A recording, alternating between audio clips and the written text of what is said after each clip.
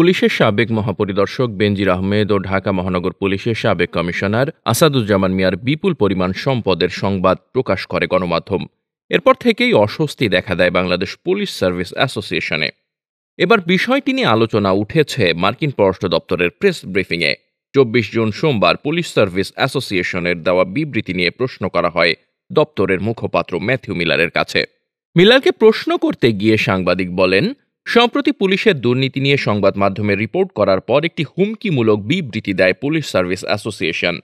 আন্তর্জাতিক সংবাদপত্রের স্বাধীনতা সূচক অনুযায়ী 180টি দেশের মধ্যে বাংলাদেশের অবস্থান 165তম। সংবাদপত্রের স্বাধীনতার বিরুদ্ধে এবং দুর্নীতির বিরুদ্ধে লড়াই করার জন্য মার্কিন যুক্তরাষ্ট্র কী পদক্ষেপ নেবে? জবাবে মিলার বলেন, কার্যকর গণতান্ত্রিক প্রতিষ্ঠান বজায় রাখতে এবং সরকারের স্বচ্ছতা প্রচারে একটি মুক্ত ও স্বাধীন মিডিয়ার ভূমিকাকে আমরা দৃঢ়ভাবে সমর্থন করি।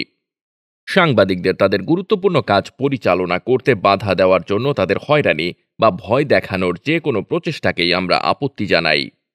অপর এক প্রশ্নে মন্তব্য চাওয়া হয় মুক্ত ও অন্তর্ভুক্তিমূলক ইন্দো প্যাসিফিক অঞ্চলে শান্তি, নিরাপত্তা এবং স্থিতিশীলতা ইস্যুতে হাসিনা মোদি দ্বিপাক্ষিক বৈঠকের বিষয়ে।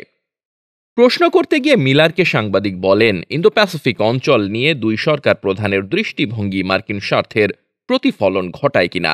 জবাবে মুখপাত্র ম্যাথিউ মিলার বলেন, ইন্দো প্যাসিফিক অঞ্চলে শান্তি ও স্থিতিশীলতাকে সমর্থন করে যুক্তরাষ্ট্র। Desk report, বার্তাবাজার।